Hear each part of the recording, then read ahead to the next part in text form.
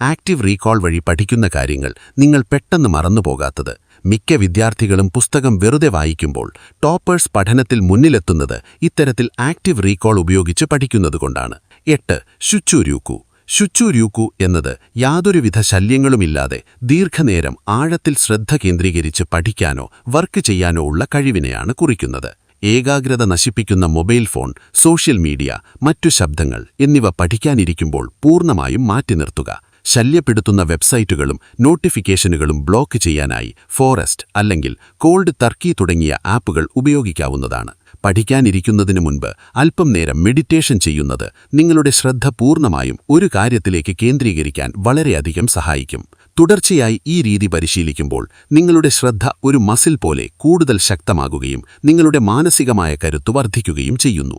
ഇതൊരു തരം മൈൻഡ് ഹാക്കാണെന്നും ഇതുവഴി ഏത് സങ്കീർണമായ കാര്യങ്ങളും വേഗത്തിൽ പഠിച്ചെടുക്കാൻ സാധിക്കുമെന്നും നമ്മുടെ പരിമിതമായ വിൽപവർ എനർജിയെ അനാവശ്യമായ കാര്യങ്ങളിൽ നിന്ന് സംരക്ഷിച്ച് ഏറ്റവും പ്രധാനപ്പെട്ട കാര്യങ്ങളിലേക്ക് ഫോക്കസ് ചെയ്യാൻ ശുചുര്യൂക്കു സഹായിക്കുന്നു.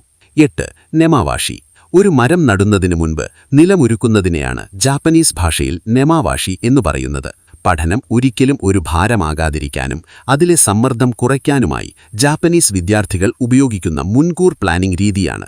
ഓരോ ആഴ്ചയുടെ തുടക്കത്തിലും ആ ആഴ്ച പഠിക്കാൻ പോകുന്ന വിഷയങ്ങൾ കൃത്യമായി എഴുതിവെക്കുക.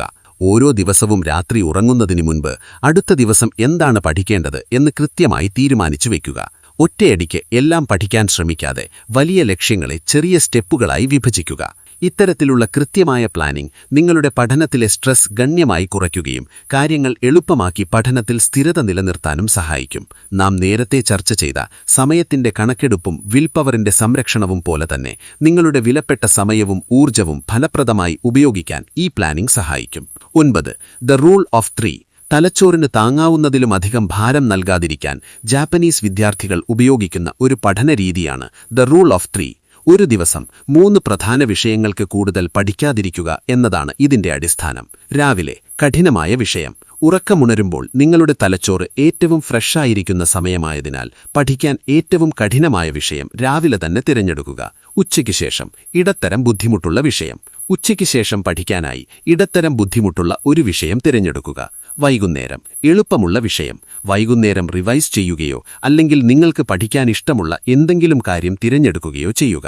ഒരു ദിവസം തലച്ചോറിന് ഉൾക്കൊള്ളാൻ കഴിയുന്ന വിവരങ്ങൾക്ക് ഒരു പരിധിയുണ്ട്. അതിനാൽ 3ൽ കൂടുതൽ വിഷയങ്ങൾ ഒരേ സമയം പഠിക്കാൻ ശ്രമിച്ച് തലച്ചോറിന് അമിതഭാരം നൽകാതിരിക്കുന്നത് പഠനത്തിലെ മാനസികമായ ക്ഷീണം ഒഴിവാക്കാൻ സഹായിക്കും. നെമാവാഷി ഉപയോഗിച്ച് തലേ ദിവസം തന്നെ ഇങ്ങനെ 3 വിഷയങ്ങൾ കൃത്യമായി പ്ലാൻ ചെയ്തു വയ്ക്കുന്നത് പഠനം